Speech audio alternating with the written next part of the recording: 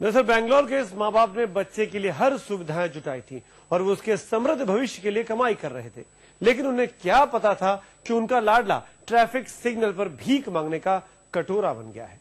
देखभाल करने वाली आया दिन भर टीवी देखती, आराम फरमाती और बच्चे को खाने के नाम पर मिलती थी नशे की खुराक, ताकि भूख लगने पर वो रो भी न सके।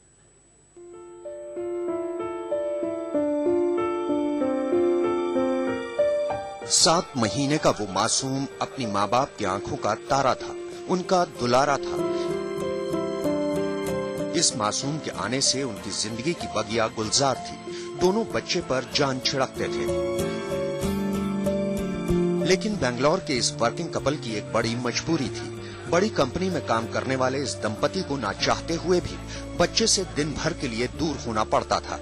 बच्चे से बिछड़ने की तकलीफ बहुत होती, लेकिन उनका बच्चा ठीक से रहे, उसकी देखभाल ठीक से हो, इसके लिए एक समझदार सी आया उन्होंने रख ली, वो भी एक जानी मानी एजेंसी के मार्फत।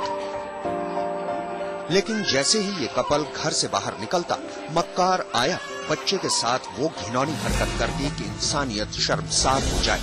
बच्चे के साथ जो कुछ गुजरता उसे सुनकर किसी का भी कलेजा कांप जाए।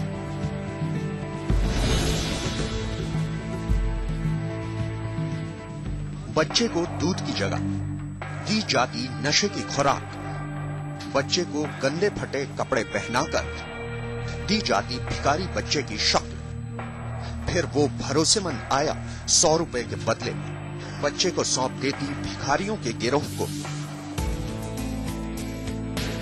नशे में बेसुध भूखा प्यासा मासूम दिन भर भिखारियों के चंगुल में होता।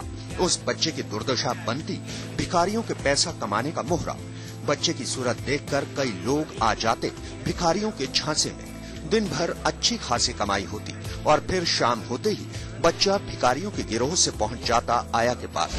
बच्चे को फिर से वो घर के कपड़े पहनाती और फिर दिन भर क्या हुआ किसी को पता नहीं चलता। ये सिलसिला कई हफ्तों तक यूं ही चलता रहा।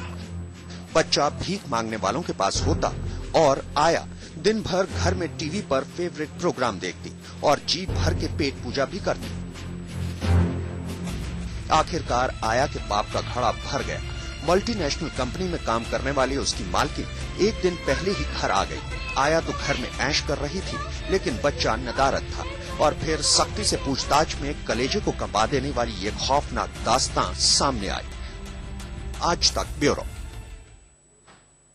ये घटना किसी भी घर में हो सकती है, हमारे आपके किसी के भी। जरूरत है सतर्क रहने की, अपनी आया पर, अपने मेड पर, अपने नौकरों पर नजर रखने की, ताकि अपने बच्चे ठीक से पल सकें, बढ़ सकें।